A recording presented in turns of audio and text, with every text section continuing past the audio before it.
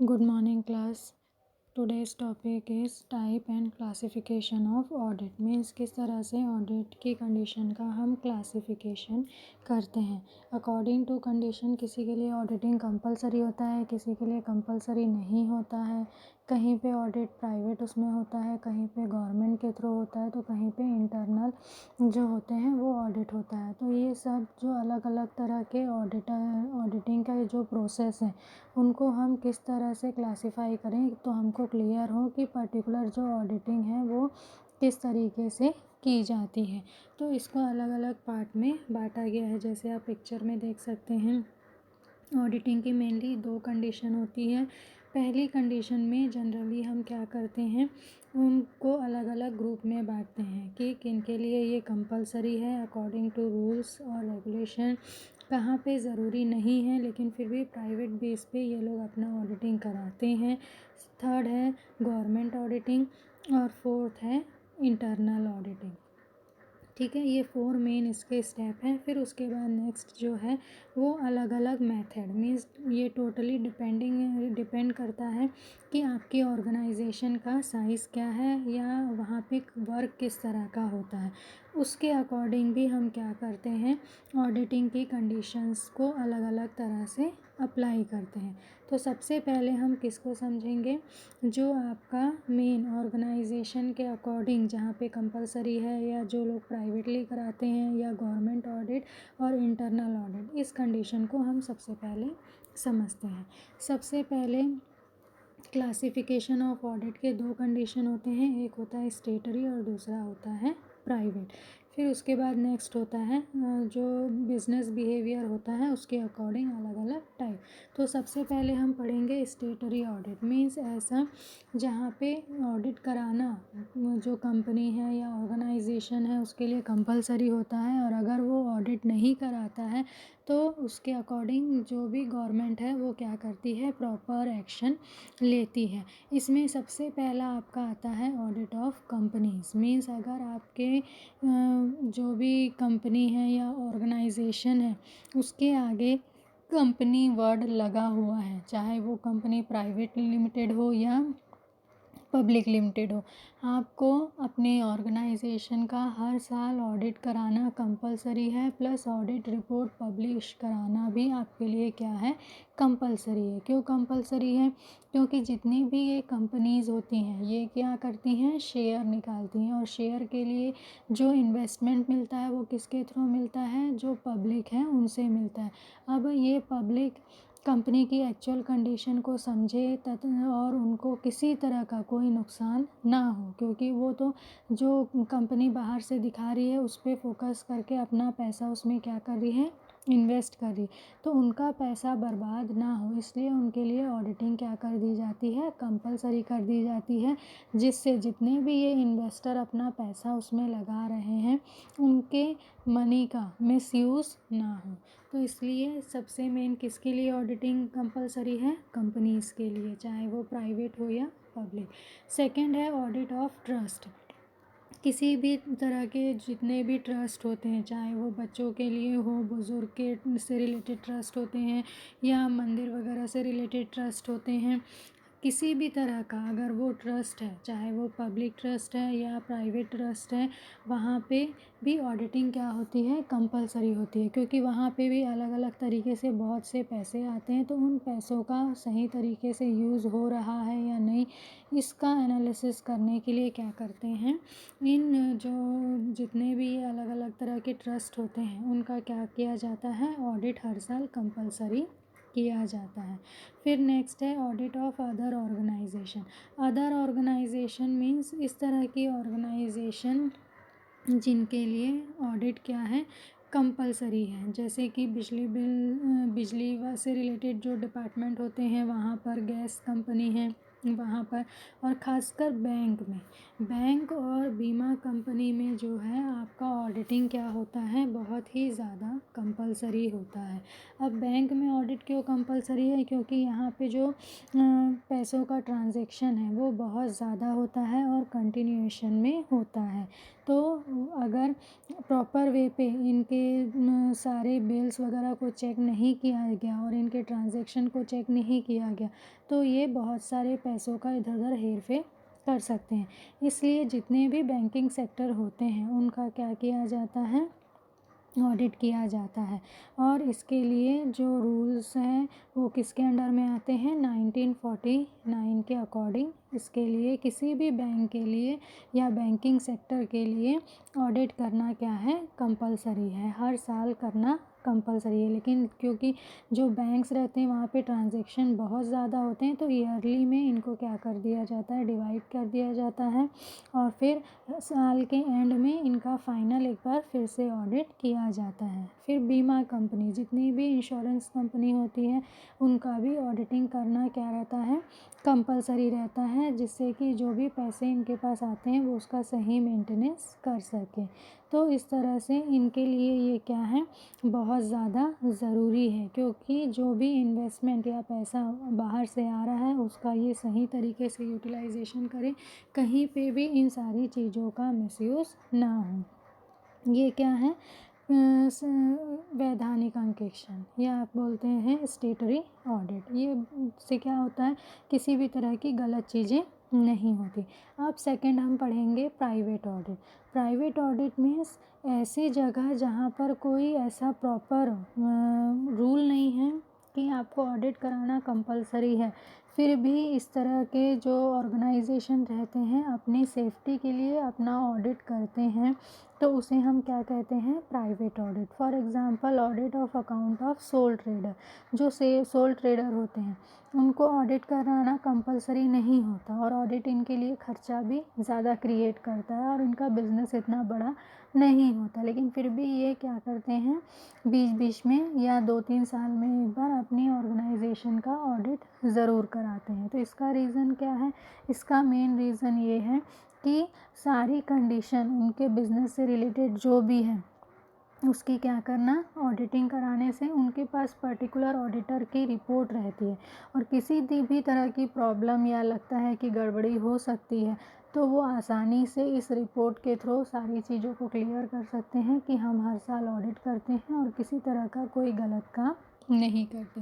Next है साझेदारी firm, means जो भी पार्टनरशिप फर्म होती है वो भी अपना ऑडिट कराती है, जबकि इनके लिए ये कंपलसरी नहीं होता। कंपलसरी नहीं है फिर भी ये लोग अपना क्या कराते हैं, ऑडिट कराते हैं। इसका रीज़न क्या है, पार्टनरशिप फर्म में बहुत सारे पार्टनर्स होते हैं, इनके बीच में कभी किसी तरह की प्रॉब्लम क्रिएट ना हो, प्लस जो भी अमाउंट वहाँ पे लग रहा है उसका सही यूटिलाइजेशन हो, प्लस न्यू पार्टनर आने पे कोई दिक्कत ना हो, प्लस पुराना पार्टनर अगर छोड़ के जाना चाहे या डेथ की कंडीशन में जो भी बंटवारा है वो सही तरीके से हो। इन सारी कंडीशंस को अप्लाई करने के लिए क्या करते हैं, जो प्राइवेट फर्म है वो भी ऑडिटिंग का काम कराती है।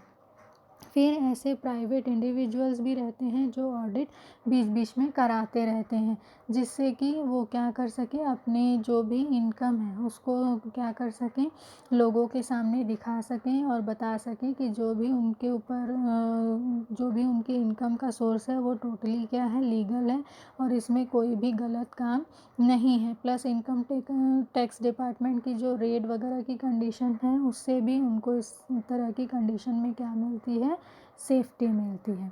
तो ये क्या थे, कहाँ पे कंपलसरी है और कहाँ पे कंपलसरी नहीं है, फिर भी लोग क्या कराते हैं, ऑडिट कराते हैं। तो आपने पढ़ा स्टेटरी ऑडिट, सेकंड पढ़ा प्राइवेट ऑडिट, अब थर्ड पढ़ेंगे government audit. Government audit generally किससे रिलेटेड है, जो गवर्नमेंट के आपके ऑफिसर्स रहते हैं, ठीक है।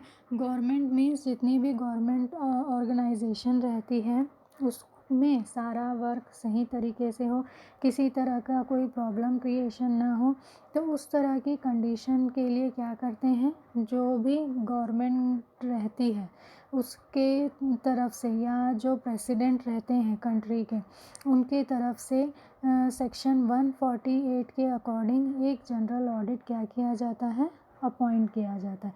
ये जो जनरल ऑडिटर रहता है वो क्या करता है, सेंट्रल गवर्नमेंट, स्टेट गवर्नमेंट और भी जितने गवर्नमेंट ऑर्गेनाइजेशन हैं उससे रिलेटेड जितने भी उसकी अथॉरिटी है, रिस्पॉन्सिबिलिटी है, उसको वो फॉलो करते हुए क्या करता है, इन सारे लोगों को कंट्रोल में करता है और प्रॉपर हर जगह ऑडिटिंग के प्रोसेस को कंप्लीट कराता है। ठीक है, और ये सिर्फ किस में वर्क करते हैं, जो गवर्नमेंट से रिलेटेड गवर्नमेंट ऑर्गेनाइजेशन है उसी में ही ये लोग क्या करते हैं, ऑडिट का काम करते हैं। प्राइवेट सेक्टर से इनको कोई भी मतलब नहीं होता है। ठीक है, तो ये सिर्फ किसके लिए होते हैं, गवर्नमेंट से रिलेटेड जितने भी ऑर्गेनाइजेशन हैं उनके लिए ये काम करते हैं, बाकी से इनको कोई भी मतलब नहीं होता है। ठीक है, तो ये क्या है आपका गवर्नमेंट ऑडिट। नेक्स्ट है आपका नेक्स्ट है आपका cooperative society audit. Cooperative society audit भी जनरली क्या करते हैं, अपना ऑडिट कराते हैं। इसका भी ऑडिट जनरली किसके थ्रू होता है, स्टेट गवर्नमेंट के थ्रू होता है। मीन्स जो भी कोऑपरेशन सोसाइटीज़ होती है वहाँ पे वर्क सही हो रहा है या नहीं हो रहा है, इसको चेक करने के लिए सेक्शन 17 के अकॉर्डिंग जो कोऑपरेटिव सोसाइटी एक्ट 1912 बना है उसके अकॉर्डिंग इनका हर बार ऑडिटिंग होना क्या होता है, कंपलसरी होता है, जिससे कि वहाँ पे किसी तरह की कोई भी गलत चीज़ें ना हों और सारी चीज़ें सही तरीके से हों और किसी तरह का कोई गलत जो भी मिसयूज़ है पैसों का वो ना हो। तो इन सारी अलग अलग तरह की कंडीशन के लिए क्या किया जाता है, अलग अलग रूल्स और रेगुलेशन के अकॉर्डिंग इस तरह के ऑडिट इनके लिए कंपलसरी किए जाते हैं। फिर नेक्स्ट है internal audit. Internal audit mainly related होता है प्राइवेट ऑर्गेनाइजेशन से। मीन्स जो भी ऑर्गेनाइजेशन होती है वो क्या करती है, अपने वर्कर, अपने एम्प्लॉय को टोटल कंट्रोल में रखने के लिए, हिसाब किताब में गड़बड़ी ना हो, छल कपट या धोखेबाजी, फ्रॉड जो भी होता है उसको रोकने के लिए कई बार कंपनी क्या करती है, खुद से ही क्या करती है, ऑडिट करती है अपनी ही ऑर्गेनाइजेशन का। और ये ऑडिट कौन करता है, ये कंपनी खुद ऐसे लोगों को अपॉइंट करती है जो ऑडिटिंग के काम को अच्छे से कर सकें और उनके कंपनी की सारी गलत चीज़ों को पकड़ सकें। इसके लिए प्रॉपर ऑडिटर से रिलेटेड जो एजुकेशन है वो होने की ज़रूरत नहीं। अगर आपको अकाउंट का नॉलेज है तो आप इस तरह का वर्क आसानी से कर सकते हैं। इसमें मेन ये है कि किसी तरह की फ्रॉड या गड़बड़ी होने से पहले उसको पकड़ लेना, समझ लेना और उसको वहीं पे क्या कर लेना, कंट्रोल कर लेना। क्योंकि कंपनीज़ में जो ऑर्गेनाइजेशन रहती है उसका स्ट्रक्चर बहुत बड़ा रहता है और उसमें फ्रॉड के चांसेस बहुत ज़्यादा रहते हैं। तो इस तरह की गलत चीज़ों से बचने के लिए जनरली क्या करते हैं लोग, इंटरनल ऑडिट बीच बीच में करवाते रहते हैं या फिर एक पर्सन को उसी काम के लिए क्या कर देते हैं, अपॉइंट कर देते हैं और वो क्या करता है, कंटिन्यूएशन में साल भर ऑडिटिंग के प्रोसेस को फॉलो करते रहता है, जिससे कि जो वर्कर है उनमें थोड़ा डर बना रहता है, वो हिसाब किताब के काम को सही करते हैं, सही तरीके से करते हैं और सही टाइम पे करते हैं, जिससे कि जब एक्चुअल में साल के आखिरी में ऑडिट के लिए बाहर से ऑडिटर आते हैं तो उनको सारी चीज़ें क्या मिलती हैं, सिस्टमेटिक मिलती हैं और सारा काम सही टाइम पे क्या हो जाता है, कंप्लीट हो जाता है और कहीं पे कोई प्रॉब्लम भी क्रिएट नहीं होती। प्लस जो एम्प्लॉई हैं वो भी कैसे हो जाते हैं, एफिशिएंट हो जाते हैं अपने काम में और ज़्यादा से ज़्यादा गलती करने से वो क्या करते हैं, बचते हैं। तो ये क्या है, इसके बहुत सारे फैसिलिटीज़ हैं, इसीलिए ये इंटरनल ऑडिट कई कंपनी या कई ऑर्गेनाइजेशन अपने खुद के उसमें कराती है। इस इंटरनल ऑडिट की कोई रिपोर्ट तैयार नहीं होती, ना ही ये रिपोर्ट कहीं सबमिट की जाती, क्योंकि ये कंपनी अपने खुद के लिए कर रहा है, कहीं दूसरों को दिखाने के लिए वो इसका यूज़ नहीं कर सकता है। ठीक है, तो इंटरनल ऑडिट और जो एक्चुअल ऑडिट होता है दोनों क्या हैं, अलग अलग चीज़ें हैं। इंटरनल ऑडिट मेनली किससे रिलेटेड है, जो ऑर्गेनाइजेशन है उसी से रिलेटेड है। ये सिर्फ जो उसके एम्प्लॉय हैं उनको कंट्रोल करने के लिए इस तरह की ऑडिट का काम कंटिन्यूएशन में किया जाता है, जिससे कि किसी भी तरह का फ्रॉड को रोका जा सके। जबकि जो एक्चुअल ऑडिट होता है वो क्या करता है, वो मेन ऑडिट के प्रोसेस से ही आता है और उसका काम होता है अकॉर्डिंग टू जो भी कंडीशन है उसके अकॉर्डिंग रिपोर्ट तैयार करके देना। वो एक्चुअल में वहाँ फ्रॉड ही ढूंढना है, गलती ही ढूंढना है, ऐसा सोच के कभी भी नहीं आता। वो सिर्फ वहाँ पे ऑडिट करने आता है और अगर उसे किसी तरह की गलती मिलती है या फ्रॉड मिलती भी है तो उसे सिर्फ उसका काम क्या होता है, अपनी रिपोर्ट में मेंशन करना। और रिपोर्ट किसको देना, जहाँ जहाँ सबमिट करना है वहाँ हर जगह क्या करना, सबमिट कराना। तो इस तरह से दोनों का काम टोटली अलग है। जो इंटरनल ऑडिट रहता है वो क्या रहता है, कंपनी में ही एज अ वर्कर काम करता है, उसको सैलरी मिलती है। जबकि ऑडिटर जो बाहर से आता है वो ऑर्गेनाइजेशन का हिस्सा नहीं होता, पैसे वो भी लेता है लेकिन अपने वर्क का जितने उसने चेक किए, सारे ऑडिट से रिलेटेड रिपोर्ट ली, उसका बस पैसा लेता है। ठीक है, तो इस तरह से दोनों टोटली क्या हैं, अलग अलग कंडीशन है और अलग अलग कंडीशन के अकॉर्डिंग, लेकिन इनका वर्क प्रोसेस जनरली क्या रहता है, सेम होता है। मीन्स दोनों ही क्या करते हैं, अकाउंट्स और अकाउंट से रिलेटेड जितने पेपर हैं, बिल हैं, इनको मैच करना और उसके अकॉर्डिंग डिसाइड करना है कि सारी चीज़ें सही हो रही हैं या नहीं हो